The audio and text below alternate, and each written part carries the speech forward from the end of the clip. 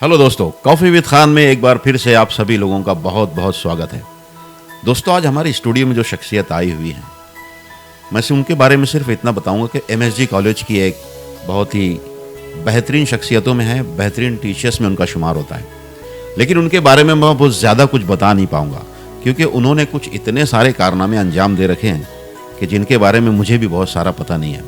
तो हम चाहेंगे कि उन्हीं की ज़बानी सुने जाए कि उन्होंने अब तक के क्या क्या कारनामे अंजाम दिए हैं। मेरी मुराद है राज त्रिभुवन सर से। जी हाँ, आज राज त्रिभुवन सर हमारे स्टूडियो में आए हैं और आज वो उनकी जर्नी, उनकी ज़िंदगी के उतार चढ़ाव, नशे व फराज, हर चीज़ के बारे में हमसे बात करेंगे। तो आइए जानते हैं राज त्रिभुवन सर की जर्नी के बारे में खुद उनकी ज़बानी। लेकिन मैं ना डर के मारे रिजल्ट चेक नहीं करता था, और जैसे माँ ने हाथ आगे किया और मैंने उस ऐसे मारा माँ के हाथ पर, तो उसकी पूरी चूड़ी टूट गई थी, लग भी गई उसको। सबसे अच्छी बात ये रही कि एफटीआई में मेरा 2 बार सिलेक्शन हुआ था, और मैं इंग्लिश में अच्छी बात कर लेता था उन दिनों। अभी नहीं कर पाते ऐसा अभी नहीं है, और अच्छे कर लेते हैं। ये बात मैं सीखा था डॉक्टर एजी खान, जो बहुत बड़ी हस्ती है। कहा कि औरंगाबाद, इंग्लिश में लिखा हुआ था कि congratulations, you are qualified NET examination. क्या बात। अरे बाप रे, ये बहुत ही डेंजर मीन्स बात है। मैं इसको बोलते बोलते कहीं मुझे रोना ना आ जाए। पत्रे के घर में रहना, पलंग के नीचे सोना, और आसपास अगर आप देखेंगे पूरा मुस्लिम एरिया था, लेकिन हमको कभी कोई तकलीफ नहीं हुई। वो ये सोचेंगे मालेगांव का है, मालेगांव का है, हाँ। इंग्लिश में और मैं पूरी बात अंग्रेजी में कर रहा था, तो ये प्यार से मैं आज तक भी नहीं निकल पाया। उस कोलगेट की पुड़ी, 1 रुपए की पुड़ी में ना हम 10 लोग दांत मांझते थे। मीन्स पूरे देश में फिल्मों में पीएचडी करने वाला शायद मैं अकेला ही था। आप लोगों का कमाल दुनिया देख रही थी। मोबिन के जो बड़े भाई है ना, उन्होंने बहुत संभाला हमको, इसलिए मैं मोबिया को मामा ही बोलता हूँ ना आज भी। मैंने एक फ़ोन खरीद लिया था और मैंने माँ को कहा था कि देख, कभी ना कभी फ़ोन की घंटी बजेगी, और एक बार सही में फ़ोन बजा। राज सर, बहुत बहुत स्वागत है, बहुत बहुत वेलकम है हमारे स्टूडियो में आपका, कि आपने अपना कीमती वक्त निकाला, एक बिजी शेड्यूल से हमारे लिए वक्त निकाला, और हम सब, हमारी पूरी टीम आपको वेलकम कहती है हमारे। Thank you very much, really. तो सर, सबसे पहले तो आप ये बता दीजिए कि अभी तक के कौन कौन सी डिग्री आपने हासिल की, कौन कौन से अवार्ड्स और सर्टिफिकेट्स, डिग्रियां अचीव की हैं अभी तक के। हाँ, मैंने अंग्रेज़ी में बीए किया पहले, ओके, और फिर एमए भी इंग्लिश में ही किया, और उसके बाद एक एग्ज़ाम होती है नेट सेट की, वो पास होने के बाद ही आप सही माने में प्रोफेसर बनते हो। ऐसा गवर्नमेंट का रूल है। और उन दिनों जब हम कर रहे थे, बहुत मुश्किल एग्ज़ाम थी। अच्छा। अब तो खैर बहुत हल्की फुल्की हो गई है, लेकिन तब बहुत मुश्किल थी। बात मीन्स फैसिलिटीज़ नहीं थी, कोई कोचिंग नहीं था, और हमको एग्ज़ाम पास करनी थी। लेकिन एमएसजी कॉलेज में मुझे एक बार बुलाया गया, अपूर्व भाव इन्होंने बुलाए, बोले कि यार तेरा नेट सेट नहीं है, फिर भी तू ज्वाइन कर ले। ओके। और एक ऐसा क्लॉज था कि 2 साल के अंदर आपको नेट या सेट एग्ज़ाम पास होनी पड़ेगी, अगर नहीं हुए तो फिर आपको निकाल दिया जाएगा। अच्छा। लेकिन मीन्स मेरी मेहनत की वजह से, दोस्तों की शुभकामनाओं की वजह से, और माँ का आशीर्वाद बहुत खास रहा। उसका ध्यान बहुत खास था, आशीर्वाद से भी ज़्यादा उसका ध्यान था कि बच्चे सही से पढ़ाई करें। तो मैंने 4 ही महीने में एग्ज़ाम पास कर ली। Okay, very good. और मैं यहाँ पर परमानेंट बोलकर लग गया एमएसजी कॉलेज में। फिर मैंने एक बार नहीं, वो एग्ज़ाम 2-3 बार पास कर ली।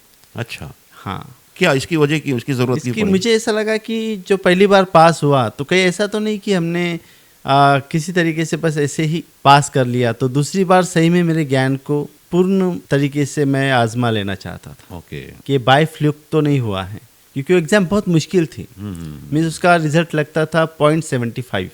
अच्छा। मीन्स 1% पूरे देश में, पूरे ज़िले में, तो 0.70% में मैं एक था। ओके। तो जब ये एग्ज़ाम, वो बहुत खुशी का मौका था एक्चुअली। definitely। ये बात मैं बताना चाहूँगा इस तरीके से कि मैंने एक फ़ोन खरीद लिया था, और मैंने माँ को कहा था कि देख, कभी ना कभी फ़ोन की घंटी बजेगी। अच्छा। किसी कॉलेज से फ़ोन आएगा, और वो भी, तो माँ को लगा कि यार ऐसा तो कभी होता नहीं है। एक फ़ोन ऐसा होता है, अपना डिब्बा होता है, उसको खरीद लिया था। वो डिब्बे वाला पुराना फोन, मतलब पुराना फ़ोन। Okay okay okay. तो माँ को बोला कि कभी भी फ़ोन आएगा तो मैं कहीं पर भी रहूँ, मुझे बुलाने भेज देना। और एक बार सही में फ़ोन बजा। अच्छा। वो फ़ोन बजा और मुझे जॉब के लिए बुलाया गया। कहाँ से आया जॉब? एमएसजी कॉलेज से। और फिर उस जॉब में जो क्लॉज मैंने आपको बताया कि 2 साल के अंदर आपको नेट सेट पास करना है, तो मैं एग्ज़ाम देकर आ गया। तो 2 महीना, 3 महीना, 4 महीना, 1 साल गुजर गया। मुझे मेरे जो एक टीचर थे, बहुत अच्छे दोस्त थे मेरे, आप भी पहचानते होंगे उनको, PM Sonone sir, Praveen Sonone. Sonone sir miss आपको भी पढ़ाया उन्होंने सिटी कॉलेज में। हाँ। उनकी बहुत जान थी मेरे में और बहुत विश्वास भी था कि ये लड़का बहुत होशियार है, ये ज़रूर। वो हमेशा बोलते थे चल रिजल्ट चेक करते, लेकिन मैं ना डर के मारे रिजल्ट चेक नहीं करता था। अच्छा। और 1 साल के बाद फ़ौरन दिल्ली से एक फ़ोल्डर आया था, तब फोल्डर में आते थे रिजल्ट, एनवलप में। आया, माँ नीचे सोई हुई थी, मैं पलंग पर पढ़ाई कर रहा था। पोस्टमैन आया, इतना बड़ा फोल्डर, और उस फोल्डर में दिल्ली नाम लिखा हुआ था। तो अपने घर पर दिल्ली की कोई बात क्यों आएगी? क्योंकि स्लम एरिया के बच्चे हैं हम।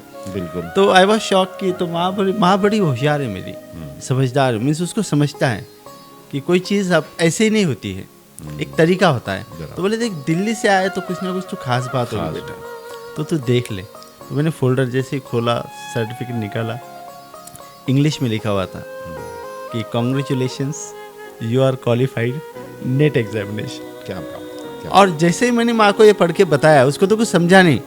मैं माँ बोले क्या हुआ, तो मैंने ऐसे जोर से टाली ली जैसे उस दिन, और जैसे माँ ने हाथ आगे किया और मैंने उस ऐसे मारा माँ के हाथ पर, तो उसकी पूरी चूड़ी टूट गई थी। अच्छा। लग भी गई उसको। लेकिन वो लगने से ज़्यादा उसको ये कि जिस एग्ज़ाम को पास होने के ताल्लुक से हम सोच रहे थे इतने सालों से, मैंने देखा कि वो एग्ज़ाम पिछले साल का था। मैंने फ़ौरन सोनोने सर को फ़ोन किया, क्योंकि वो बेचारे बहुत बहुत बहुत प्यार करते थे मुझसे, अपने बेटे से भी ज़्यादा। उन्होंने क्या किया था पता है अकरम भाई, जब मैं सिर्फ एग्ज़ाम देकर आया था 1 साल पहले, उसके दूसरे दिन सबको पार्टी दे दी थी, 15-20 हज़ार रुपये खर्चा करके। ये मेरा बच्चा है, ये ज़रूर पास होगा, पास। सब उनको एड़े में निकाल रहे थे। लेकिन तब बोले अब चल मैं उनको सबको बुलाता हूँ। फिर प्रिंसिपल ऑफिस में गए, तब जगदारी सर प्रिंसिपल थे, नासिक कॉलेज जो है पंचवटी, उसके प्रिंसिपल हैं। फिर उनसे मुलाकात हुई, उन्होंने आशीर्वाद दिया, सब दोस्त आए, उनके दोस्त। मैं तो छोटा था, I was very little but very pampered, बहुत लाड प्यार होता था मेरा। सर एक मिनट, कॉफ़ी भी साथ में, कॉफ़ी भी पीते रहते? जरूर। अरे कॉफ़ी से भी ज़्यादा मुझे मग पसंद है। हाँ तो सर कंटिन्यू। तो वो एक बहुत खास वाकया रहा मेरे लिए कि ज़िंदगी पलटने वाला, हमारी पूरी ख़ानदान की, बोले तो हमारे घर की ज़िंदगी पलट दी उस वाकये ने। और सब ने फिर बहुत खुशी मनाई। इतने अच्छे लोग भी मैंने देखे अकरम भाई परेशानियों में, कि दूसरे दिन जब कॉलेज गया, सबको मालूम पड़ा, तो बहुत सारे लोगों ने पेड़े बांटे थे, 1-1 किलो पेड़े लेकर आए। क्या बात। कि यार राज के लिए हम पेड़े बांटेंगे, तो हमारा बेटा है, तो हमारा भाई है। तो ये प्यार से मैं आज तक भी नहीं निकल पाया हूँ। मैं मीन्स इतना करीब से रहता हूँ इन भावनाओं में, इन एहसासों में।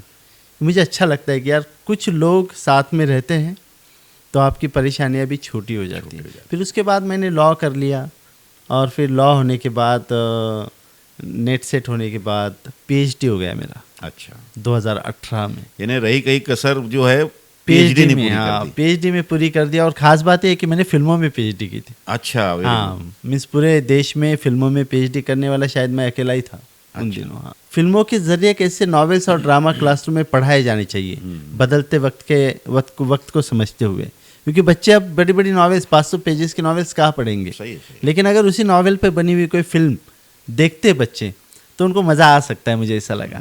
और ये बात कामयाब रही। मैंने मीन्स पिछले 8-10 साल में इसी बात को अंजाम दिया क्लासरूम्स में, और उसके बहुत अच्छे रिजल्ट्स आए। अपने दोनों तरफ के बच्चे जब आते तो बोलते कि हाँ यार, राज सर का पढ़ाने का तरीका अलग है।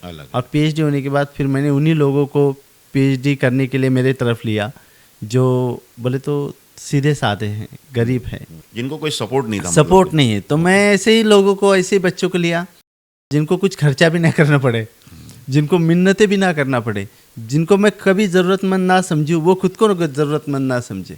एक स्वाभिमान के तहत, बिल्कुल, एक खुददारी के तहत अपनी PhD को कंप्लीट करें। ये मेरा बोले तो बहुत दिल से। ये बात मैं सीखा था डॉक्टर AG खान, जो बहुत बड़ी हस्ती है, कहा कि औरंगाबाद की AG खान, डॉक्टर अफजल गुलाब खान। अच्छा। ये बहुत बड़ी हस्ती है, जैसे रफ़ीक ज़करिया साहब है ना, आज़ाद कैंपस की बहुत बड़ी हस्ती है। ओके। बोले तो किसी भी हिंदू मुसलमान से पूछ लो AG खान कौन है, तो पाँव छू लेंगे वो लोग। हम खाना खाते खाते जब हमारा काम चल रहा था, वो मेरे गाइड है। अच्छा। और बहुत ही सीधे, इतने सीधे इंसान ही नहीं देखा मैंने। और उन्होंने बोला कि बेटा 5 रुपये भी कभी खर्चा नहीं करना, तू छोटा है। मालेगांव से मैं एक बार उनके लिए ड्रेस लेकर गया तो गुस्सा हो गए थे। अच्छा। ऐसे गुस्सा हो कि ऐसा नहीं करते बेटा। और मेरे लिए एक बार उनके बेटे को मिलना जाना था उनको दुबई, तो वो नहीं गए थे क्योंकि मैं आ रहा था, तो उन्होंने अपनी फ्लाइट कैंसिल कर दी थी। कितनी बड़ी बात है देखो। तो मेरी तो आंख में आंसू आ गया था कि इतने अच्छे लोग इस आज दुनिया है में दुनिया, मतलब ऐसे लोग हैं जो वो सारी चीजों को मैं बालाए ताक कभी रखते किसी के हुए- साथ फोटो नहीं खींचा था अकरम भाई, लेकिन मैंने उस दिन सर के साथ फोटो खींचाई। बहुत बड़ी वो एक फोटो है मेरे पास बहुत ही खूबसूरत फोटो मानता हूं मैं उसको, क्योंकि आप मेरे चेहरे का रंग देखेंगे ना उस दिन बहुत ही खिला हुआ है। बहुत खुश हूं मैं कि मैं एक अच्छे भले इंसान के साथ खड़ा हूं। जैसे कि राज सर आपने भी बताया कि एमएसजी कॉलेज से आपको डायरेक्ट जॉब के लिए ऑफर ही आ गया कि आप जो है ज्वाइन कर लो, और उसके बाद 2 साल में कुछ एग्जाम था वो पास करने की एक शर्त रखी थी। तो उसके बाद से लेकर अभी तक का कैसा रहा तजुर्बा वहाँ का आपका? मीन्स एमएसजी कॉलेज के बिना तो मैं अपनी ज़िंदगी सोच ही नहीं सकता, बिल्कुल। क्योंकि इंसान की ज़िंदगी में जितनी भी ख्वाहिशें होती है, हम्म, मीन्स फंडामेंटल नीड्स को छोड़ने के बाद, जैसे खाना मिल गया, कपड़ा मिल गया, रोटी कपड़ा मकान हो गया, जी। उसके बाद ख्वाहिश होती है कि इज्जत मिले, लोग प्यार करें, लोग आपका नाम निकालें, आपके बारे में अच्छी बातें करें। ये सब कुछ मुझे एमएसजी कॉलेज से मिला। और जब मुझे नौकरी दी गई थी अकरम भाई, लोग याद रखते हैं नहीं रखते मुझे नहीं पता, मेरे पास पेड़े लेने के लिए भी पैसे नहीं थे। बताओ। लेकिन जब मैं ऑर्डर लेने गया तो प्रशांत दादा को तो आप बखूबी जानते हो, भी म्यूज़िक से बहुत बिल्कुल। करीब रहे, तो उन्होंने पेड़ों का बॉक्स उठाया और मुझे दिया कि उनका अपूर्व भाव, हम उन दिनों बहुत करीब खेलते थे श्री शक्ति संगठना में, तो उन्होंने दे लिया और बेटा बोले इसके बाद कभी कोई तकरार नहीं आनी चाहिए, ये ऑर्डर ले रहा है तू तो तकरार नहीं आनी चाहिए। तो कभी तकरार नहीं आई। 22 साल हो गए मुझको वहाँ पर, एक ही जगह पर 22 साल। तो एमएसजी कॉलेज के बिना मैं क्या, मालेगांव के किसी भी शख्स ने सोचना भी नहीं चाहिए। इसके पीछे वजह है कि आप सिर्फ थोड़ा सोचकर देखो कि एमएसजी कॉलेज नहीं है मालेगांव में, तो हमारी समाज जुड़ ही नहीं पाएगा। पहले नहीं, ये जो दोनों तरफ से जो जुड़ना है ये एमएसजी कॉलेज की पुल वजह के ये पार वाले और पुल के वो पार वो वाले। पार वाले। दूसरा है कि पूरे जो देहात है हमारे, खेड़े गाँव है, विलेज है, आसपास के, हाँ। ये आसपास के पूरे विलेज भी एमएसजी कॉलेज की वजह से जुड़े हुए हैं। सब लोग वहीं पर आते हैं। डेफिनेटली। सबसे अहम ये बात रही अकरम भाई कि एमएसजी कॉलेज को लेकर इधर की साइड में अभी मीन्स ऐसा हुआ कि उधर क्यों भेजना है, इधर ही कुछ कॉलेजेस खुल गई है तो, लेकिन एमएसजी कॉलेज में एक देश का रूप दिखता है हमको, एक समाज के तौर पर। कई रंगों के फूल, कई तरह कई, की हाँ, खुशबुएं। सभी जाति धर्म के लोग बहुत आराम से रह सकते हैं, बिना डर, बिना किसी खौफ के। लड़के हो कि लड़कियां हो, अपने लड़कों लड़कियों से पूछेंगे तो उनको कभी ऐसा पराया नहीं लगता कि हम किसी और जगह पर चले आए हैं। बिल्कुल। एमएसजी कॉलेज की सबसे खूबसूरत बात यह है यही है कि हकीकत। बिना किसी जाति धर्म के भेदभाव के बच्चों की तरफ देखा जाता है, उनसे बात की जाती है, उनको इज्जत दी जाती है और उनके भविष्य के लिए बहुत कोशिश की जाती है। इसमें बहुत सारे लोगों का मैंने नाम लिया, जैसे प्रवीण सोनोने सर, जो जिनको आप पहचानते हो, जगदाय सर थे, निकम सुभाष निकम सर थे, मेरे एक दोस्त थे प्रवीण पाटिल, और बहुत सारे लोग थे। इन्होंने बहुत अच्छा मुझे वहाँ पर दिया। और सबसे अहम ये था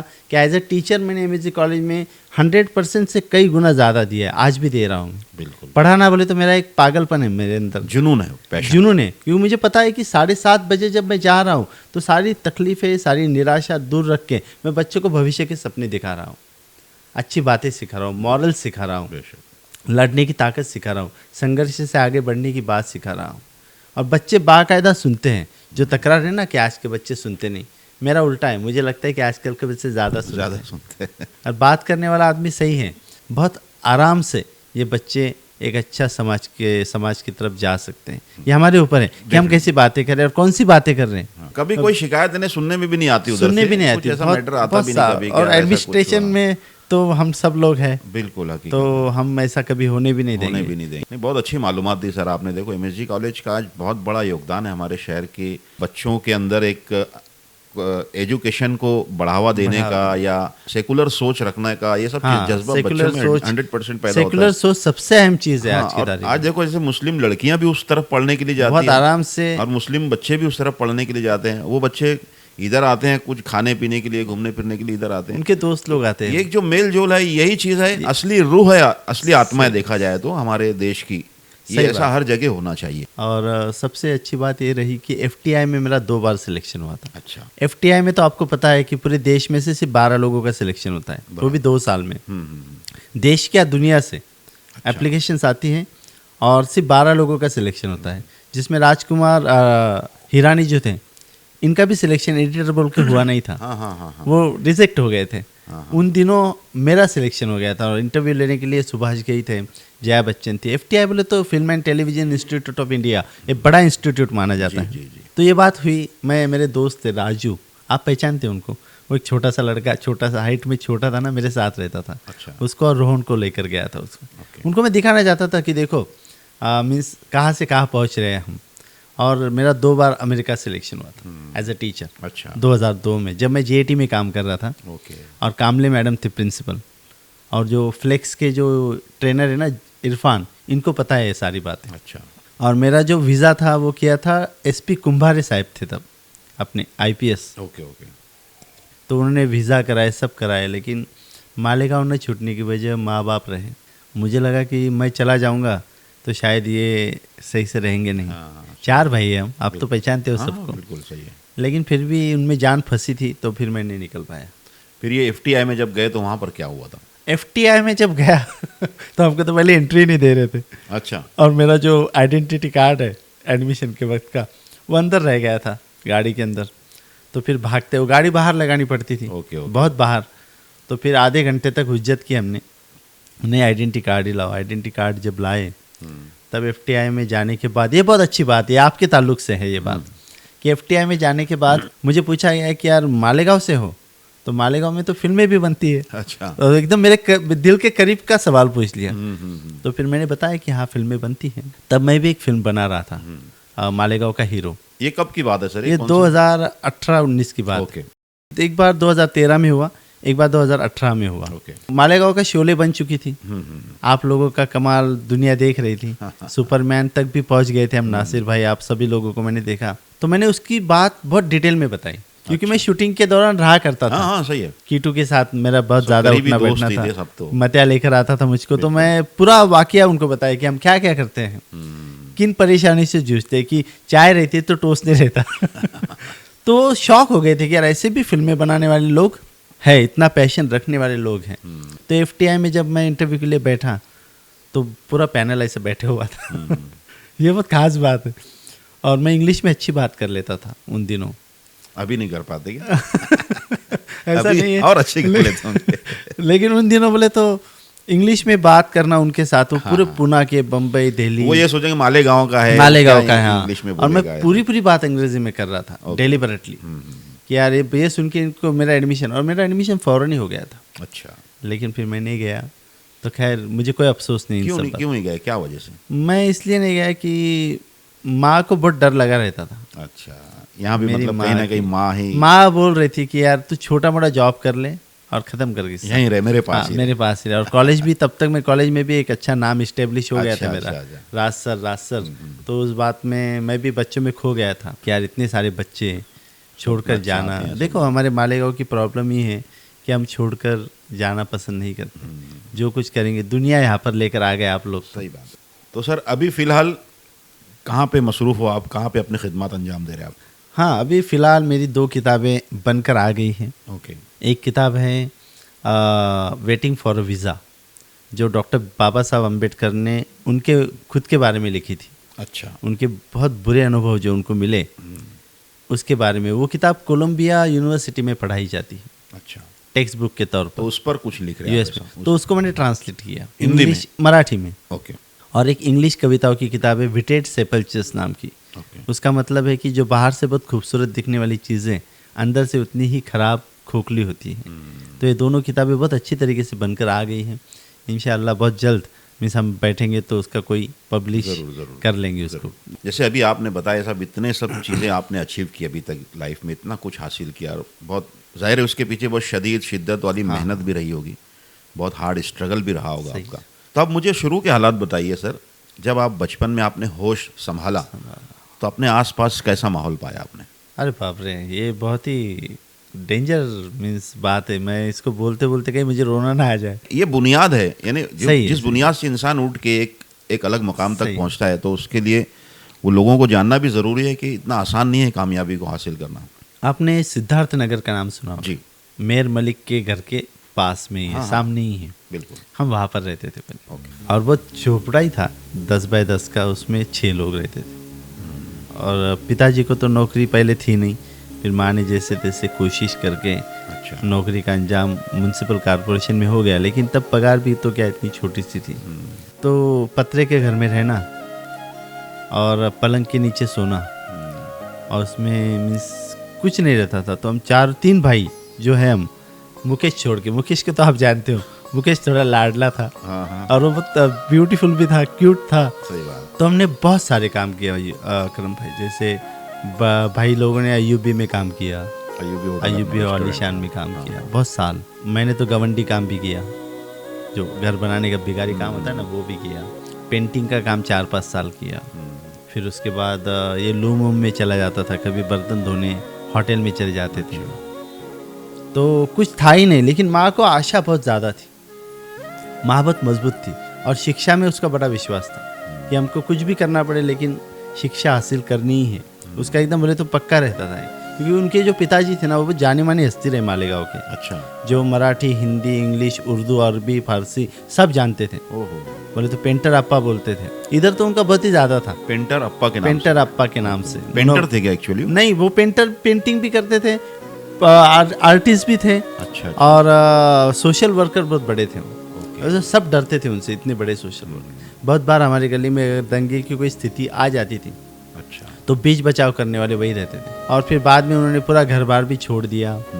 तो खाने को नहीं था हमको, अकरम भाई यकीन माने। फिर भाइयों की शादी भी हो गई, तब भी हमारे हालात इतने सुधरे हुए नहीं। अच्छा। मीन्स वो कोलगेट की पुड़ी आती, देखो 1 रुपए, उस कोलगेट की पुड़ी, 1 रुपए की पुड़ी में ना हम 10 लोग दांत मांजते थे। क्या हार्ड यार। लेकिन इसके बाद भी माँ हमको अच्छा ही खाना खिलाती थी। कोशिश करती थी कि कम से कम 15 अगस्त को और 26 जनवरी को नए कपड़े मिल जाए इनको। अच्छा। और एक बार दिवाली और एक बार 14 अप्रैल, और अपन रहते ऐसे जगह पर रहते थे कि जहाँ पर हर कोई मदद कर देता था हमको। जैसे इब्राहिम भाई है, इस्माइल भाई है, इधर सलीम भाई, सलीम मामा है, मोबिन के जो बड़े भाई है ना, हाँ, उन्होंने बहुत संभाला हमको। अच्छा। हाँ, बहुत ज़्यादा, इसलिए मैं मोबिया को मामा ही बोलता हूँ ना आज भी। अच्छा। तो इसके पीछे वजह है कि उन्होंने बहुत ज़्यादा संभाला। मीन्स वो आदमी बोले तो पंखा रिपेयर करता था, पंखा रिपेयर करता था, लेकिन जब घर में कोई प्रॉब्लम हो गई, हमारे बड़ी छोटी बड़ी प्रॉब्लम, तो उनके घर से खाना आता था। वो भाड़े के घर में रहता था। अच्छा। तो मैं ये बात डेलिबरेटली क्यों बता रहा हूँ कि जो आज देश का माहौल एक बहुत बुरी तरीके से हमेशा ख़राब करने की कोशिश होती है, बिल्कुल। बुरे अनुभव बताने की कोशिश होती है जात धर्म के नाम पर, तो क्यों ना हम जैसे लोग अच्छे अनुभवों को बयां करें। डेफिनेटली। क्यों नहीं हम ये बताएं कि यार ये लोग थे। जैसे 11वीं में मैं जब था, जैसे सलीम मामा का ये हुआ। आपकी बातों से ये समझ में आ रहा है सर कि आप जिस बस्ती में उस वक्त रहा करते थे, पूरा मुस्लिम एरिया था आसपास। हाँ, मीन्स एक हमारी बस्ती थी बस सिद्धार्थवाड़ी, और आसपास अगर आप देखेंगे पूरा मुस्लिम एरिया था। लेकिन हमको कभी कोई तकलीफ नहीं हुई। अच्छा। बहुत प्यार से, बहुत सलीके से, बहुत इज्जत करते थे वो लोग। मेरे नाना जी की तो बहुत ज़्यादा इज्जत करते थे, क्योंकि वो मराठी भी अच्छी जानते थे और उर्दू में अच्छी बात भी कर लेते थे, पेपर भी चलाते थे। अच्छा। हाँ, ये चंदनपुरी गेट पर उनका पेपर भी चलता था। उनके दोस्त के, अभी मुझे याद नहीं उसका नाम, लेकिन चंदनपुरी गेट पर एक अच्छा पेपर चलाते थे। अच्छा। उनके दोस्त थे, एक मुस्लिमी दोस्त थे उनके साथ। और मेरे नाना जी ने हमेशा सीख दी कि आपको हमेशा बहकाया जाएगा। वो बहुत अच्छे पढ़ने वाले थे, 11वीं पास थे उन दिनों। अच्छा। अच्छा। हाँ, उन दिनों 11वीं, इंग्लिश पर बहुत अच्छी कमांड थी उनकी। ये बोले तो मैं इसलिए इतना जाहिर बोल रहा हूँ कि ये सब जानते हैं बात। जो भी ये पॉडकास्ट सुनेगा उसको पता है कि ये जो बात कही जा रही है सत्य है। सही बात है। वो किसी से कभी डरते नहीं थे। उन्होंने मुझे सिर्फ एक ही बात सिखाई। फिर मैं अपनी बात पर आता हूँ कि ज़िंदगी में कभी किसी से डरने का नहीं, कुछ भी हो जाए।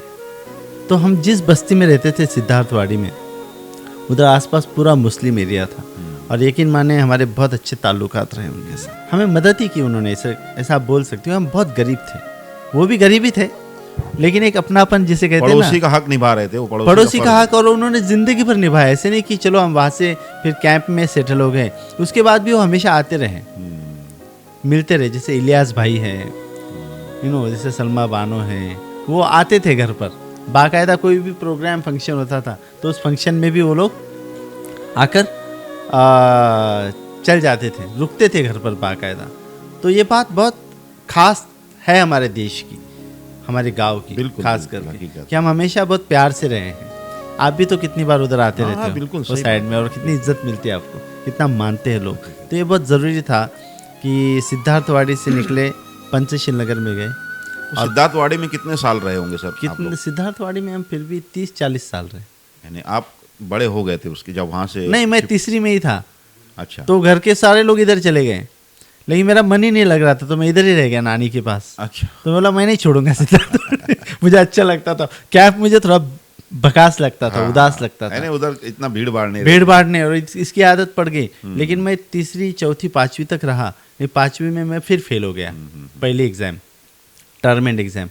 तो माँ ने फिर मुझे बहुत पीटा और लेकर आ गई इधर कि तू सही करेगा नहीं, और फिर इधर रहने लग गए हम। 11वीं में ये बहुत अच्छी बात है, किले में था मैं।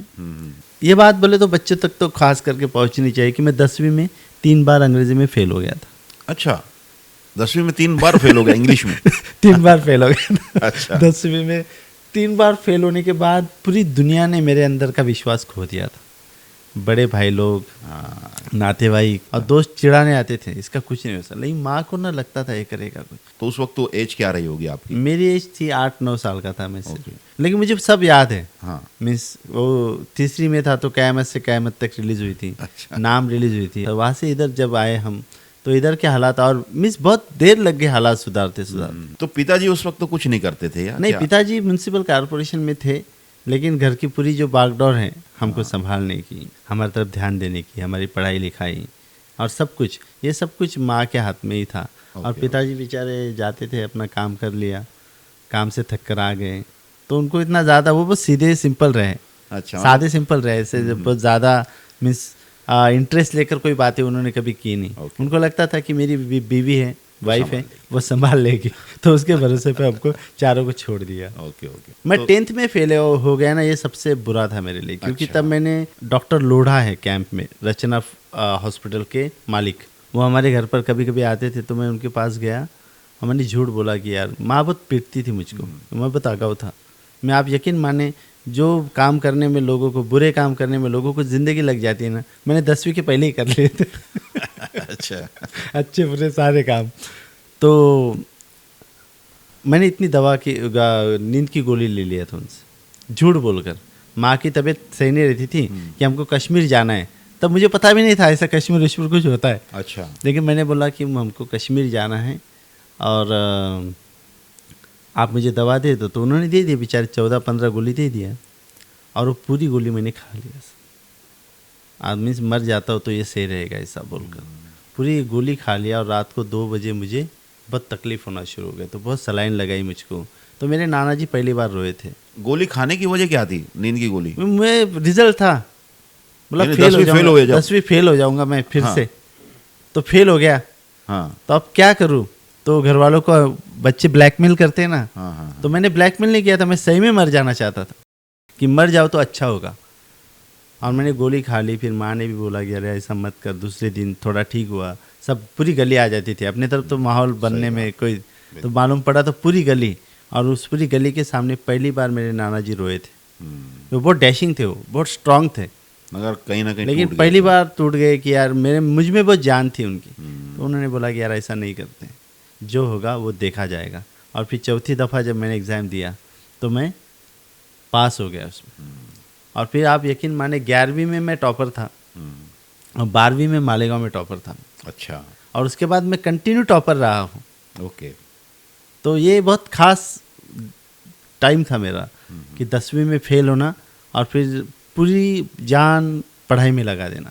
तो मैंने बहुत पढ़ा है, आप यकीन माने अकरम भाई, कभी ऐसे अदर देन पॉडकास्ट मिलेंगे तो बड़ा मज़ा आएगा आपको, तो इतनी कहानियाँ दे सकता हूँ मैं। तो अभी कुछ कहानियाँ, मैं वही चाहता हूँ कि कुछ ऐसी कहानियाँ जिसे सुन के हमारे नई पीढ़ी मोटिवेट हो सके, उनको कुछ सबक मिले उस कहानी में।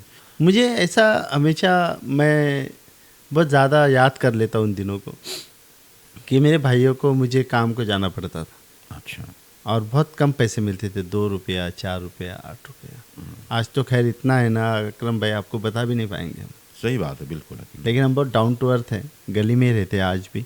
अयूबी आलीशान में काम किया, रास्ते पर काम किया, शरबत बेचा, वो लाल मुखा चूरन बेचा हमने। ऐसी कोई चीज़ नहीं थी।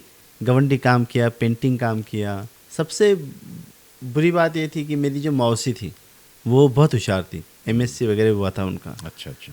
उनके पास मैंने पैसे मांगने गया और उनकी आधे घंटे में मौत हो गई। अच्छा। हाँ, वो क्या बोलते हैं ना, सनस्ट्रोक वगैरह बोलते हैं, धूप लग गई और उसमें उनकी मौत हो गई। बोले तो बस ऐसे फासला था कि मैं पैसे मांग ही रहा था और वो आधे घंटे के अंदर वहाँ मैं वहीं पर था। तो इस बात ने मुझे बहुत झंझोड़ कर रख दिया था कि यार ऐसे कैसे। वो कुंवारी भी थी, शादी भी नहीं हुई थी अच्छा। मौसी की। और मौसी ने बहुत ज़बरदस्ती करके घर पे टीवी लाने बोला था कि सादी टीवी नहीं लाना, कलर टीवी लाना। और माँ की जान थी मौसी में, तो फिर माँ ने वो सारी बातें रख ली। ज़्यादातर बातें मेरी जो करीबी बातें वो नेट पास होने के बाद हुई। अच्छा। जब नेट पास हुआ, और एक शख्स का जिक्र करना मैं भूल गया एक्चुअली, कि 11वीं में मैं इतना अच्छा क्यों कर पाया। माँ का तो ध्यान था, लेकिन एक क्षीरसागर मैडम थे, वो ब्राह्मण मैडम थे, तो वो एकदम बेटे के जैसे उन्होंने मुझे प्यार किया 11th में, और बोला कि तू एक दिन बहुत बड़ा आदमी बनेगा। अच्छा। और मुझे हंसी आती थी कि साला मैं इतना आगा हुए, सो नॉटी आई वॉज, लेकिन मैं वहाँ पर बहुत सीधा रहता था। माँ ने बोला था, देख अब तक जो हुआ सो हुआ, कैसे तो भी 10वीं पास हुआ है बेटा, ठीक से रहे। देखिए उन्होंने बहुत लाड़ प्यार किए मैम ने, तो मैं 12वीं में टॉपर कर गया। इस बात ने मुझे एक शक्ति दे दी कि मैं जब भी बच्चों के सामने आज जाता हूँ तो उनको हमेशा एक ही बात बोलता हूँ, सीनियर कॉलेज के बच्चों को, कि आप मुझसे बहुत ज़्यादा बेहतर हो, बहुत बेहतर कंडीशंस में हो। मैं आपके जितना होशियार भी नहीं था, अच्छा भी नहीं था, लेकिन सिर्फ माँ की बात सुनी, टीचर्स की बात सुनी, और अच्छे दोस्तों में रहा उसके बाद में। बिल्कुल। और मेरे अच्छे दोस्तों में रहने की ये बात हो गई कि उससे मैं हमेशा बेहतर बनता गया। जी। फिर आप जैसे लोग मिले, जब हम बड़े हो गए, जी। MA वगैरह में गए, तो फिर आप जैसे लोगों से मुलाकात हो गई। जलाल है, मतीन है, अकरम भाई हैं, फिर कीटिया हैं, राजू मिर्ज़ा है, नाजिम है, ये सब लोग मिले। परवेज़ है, परवेज़ काजी, तो ये सब लोग मिले, तो एक एक्सप्लोर हुआ कि यार एक अलग तरीके से भी ज़िंदगी चलती है। हाँ, एक दुनिया और भी है, एक और भी दुनिया है जिसमें सपने हैं, ख्वाहिशात है, चाहत है, पागलपन है। बेशक बेशक। फिल्में हैं। फिल्में तो मैं बचपन से पसंद करता था, और आप लोग तो फिल्में बनाने वाले थे, तो इस बात ने मुझे बहुत शक्ति दी, यकीन माने। बिल्कुल बिल्कुल। क्योंकि मेरा आखिरी सपना तो यही है फिर, कि मुझे फिल्में बनानी है, और दूसरा कुछ नहीं रहा। बिल्कुल बिल्कुल, वो भी पूरा होगा, आप कोशिश कर रहे हैं। राज सर, जैसे लाइफ का सबसे खुशियों भरा दिन कौन सा था आपका, जिस दिन आप बहुत खुश हुए थे, आपको ऐसा लगा था कि मैंने दुनिया जीत ली? हाँ, जब मैं नेट पास हुआ, मैंने अभी आपको बताया जी। जैसे नेट का रिजल्ट आया वो एनवलप में, हाँ। और उसके बाद जो मेरा परमानेंट हो गया मैं जॉब के लिए, तो मुझे लगा कि यार ये बहुत बड़ी बात होगी। क्योंकि तब मेरे सामने सिर्फ मैं नहीं था, मैं एकदम हीरो के जैसे हो गया था, पूरी गली में, पूरे समाज में, कॉलेज में।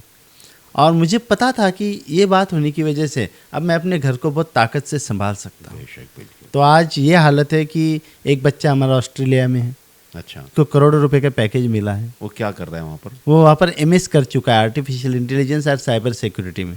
प्रेम नाम है उसका। अच्छा। किशोर भैया का लड़का। हाँ हाँ। तो वो उधर ऑस्ट्रेलिया में है, करोड़ों रुपए का पैकेज ले रहा है 2-3 साल से। पंचशील नगर से सिद्धार्थवाड़ी, पंचशील नगर स्लम एरिया है, हाँ। वहाँ से निकलना और ऑस्ट्रेलिया जाना, बड़ी बात थी, बहुत बड़ी बात। दूसरा जो लड़का है वो ILS में इंडियन लॉ सोसाइटी में टॉपर है। ओके।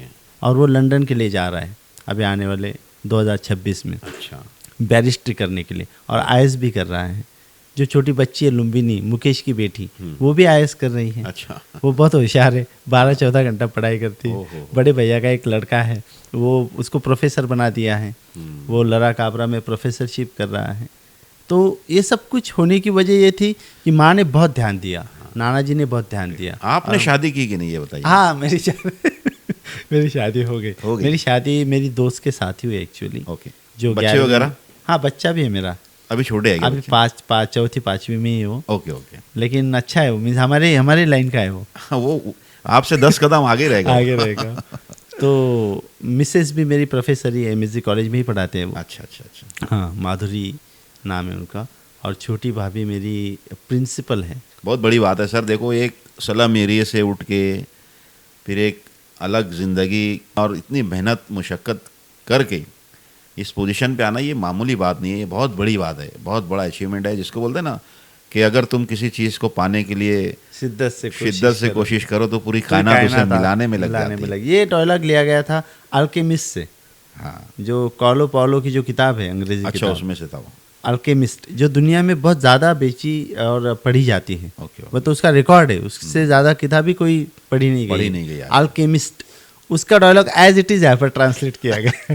अच्छा, बात अच्छी है एक्चुअली, अच्छी बात है, तो उसको कहीं पर भी लेकर लेना चाहिए। सही है, ये सही है, लेकिन नहीं, सभी ने मदद की वाकई में। और फिर बाद में मैं फिल्में बनाने में जुट गया। ड्रामा बहुत किए मैंने, ड्रामा बहुत लिखे, और वो ड्रामा बोले तो मराठी, इंग्लिश में, और वो ड्रामा अमेरिकन थिएटर तक गए, मुंबई के। इंग्लिश ड्रामा मेरा मदर्स मर्डरर नाम का, प्रोमीथियस नाम का ड्रामा जो किया मैंने बम्बई में, बम्बई यूनिवर्सिटी में। तब मुझे वहीदा रहमान है ना, हाँ, अपने उनके हाथ से अवार्ड मिला था। Very good. मेरी ख्वाहिश भी थी, क्योंकि गाइड ये मेरे दिल के बहुत करीब रही हुई फिल्म है। गाइड फिल्म तो मैंने गाना भी गाया था। उन्होंने कहा कि क्या कर सकते हो मेरे लिए, मैंने थोड़ी तारीफ कर दी थी। तो बोला गा सकता हूँ, वो दिन ढल जाए है रात न जाए। तो बोले क्यों यही गाना चुन रहे हो आप? तो मैंने बताया था कि जिस तरीके से आपने वहाँ पर एक माहौल बनाया था, मुझे बहुत अच्छा लगा। दरवाज़ा लगता है और फिर आप ऐसे फिर बाद में खोलते हो, फिर जाते हो, तो ये सारी बातें, तो ये बहुत ख़ास चीज़ थी कि जब आप पढ़ लिख लेते हो अच्छे से, संजीदगी से किन्हीं चीज़ों को अंजाम दे देते हो, तो आपके छोटे मोटे सपने पूरे होने लग जाते हैं। बेशक, वो मैंने देखा है, मेरे ज़रिए देखा, मेरे दोस्तों के ज़रिए देखा, आप लोगों के ज़रिए देखा। आपका तो बहुत मीन्स रियली, मैं हमेशा बताता हूँ कि यार बस अपने सपने को जीने की कोशिश करो, सारी खुशियाँ आपको मिल जाएगी। मैं आज से नहीं जानता हूँ आपको, मीन्स जो बहुत एलिट क्लास है उधर का, जी, कहाँ का ना, कैंप एरिया का एलिट क्लास बोले तो हम बोलते हैं ना, पैसों से भी और पोजीशन से भी जो बड़े लोग हैं, वो भी आपके बोले तो बहुत तारीफ करने वाले थे उन दिनों, जब आप गज़लें वज़लें गाते थे, गाने के लिए आते थे। तो शाह सर है, अभय शाह वगैरह, ये लोग मिलते हैं तो बोलते हैं ना अकरम मिलता है क्या? तो बोलता हाँ, कभी कभार मुलाकात हो जाती है। तो ये हमारा गाँव भी बहुत अलग है। अरे बहुत मोहब्बत वाला गाँव है, मोहब्बत वाला और बहुत अच्छा गाँव है। बोले तो बेसिकली मालेगांव के जो लोग हैं बहुत अलग है। बिल्कुल, इसमें जहर घोलने वाले कभी भी कामयाब नहीं हो सकते, कभी हो ही नहीं सकते। जब तक हम लोग हैं तब तक तो बिल्कुल भी ये सब नहीं होगा। तो सर अभी आगे क्या प्लान है, अभी क्या क्या करने के? अभी तो मैंने स्क्रीन प्ले बहुत किया। ओके, बम्बई जाकर, ऑनलाइन में भी बहुत। बम्बई मत बोलिए, मुंबई बोलिए, नहीं तो अभी बोलेंगे बम्बई क्यों बोल रहे हो, मुंबई बोलो। वो आदत पड़ गई, ये बड़े मसले हैं, ये बहुत बड़े मसले हैं, प्रॉब्लमेटिक है। यानी कोई अच्छे कामों पे ध्यान नहीं, मुंबई रखो, बम्बई मत बोलो, ये सब। अरे वो भूखा मर रहा, उसको देख ले पहले, उसके बच्चे स्कूल नहीं पढ़ पा रहे, मैं इस पर ध्यान देता हूँ। तो अभी मेरा तो फिलहाल सबसे ज़्यादा ध्यान ऐसा है कि मालेगांव के जितने भी स्लम एरिया हैं जी, उसमें अंग्रेज़ी, जर्मन, साइंस और कॉम्पिटिटिव एग्ज़ाम्स के ताल्लुक से जितने भी सब्जेक्ट्स हैं उनको पढ़ाता हूँ मैं। Okay, very good. हमारे गली में मैंने शुरू किया, फिर 127 बच्चे जुड़ गए, वो बहुत अच्छी इंग्लिश बोलते हैं। बोले तो जो बहुत बड़ी इंग्लिश मीडियम वाले भी नहीं बोलेंगे ना, वो मेरे बच्चे बोलेंगे, वेरी नाइस, स्लम्स के। मुझे लगा कि मेरा ये काम बहुत ज़रूरी है, मैं वहाँ तक पहुँचूँ। इंडियंस बुटीक के जो केतन भाई हैं, इन्होंने 1.5 लाख रुपए का बोर्ड दे दिया उसके लिए।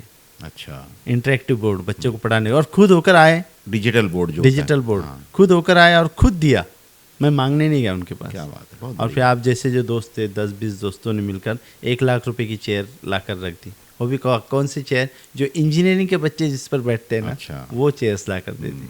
और मैं वहाँ पर, मैं और मेरी वाइफ पढ़ा रहे हैं। ये फ्री ऑफ कॉस्ट है? ये फ्री ऑफ कॉस्ट है जिंदगी भर।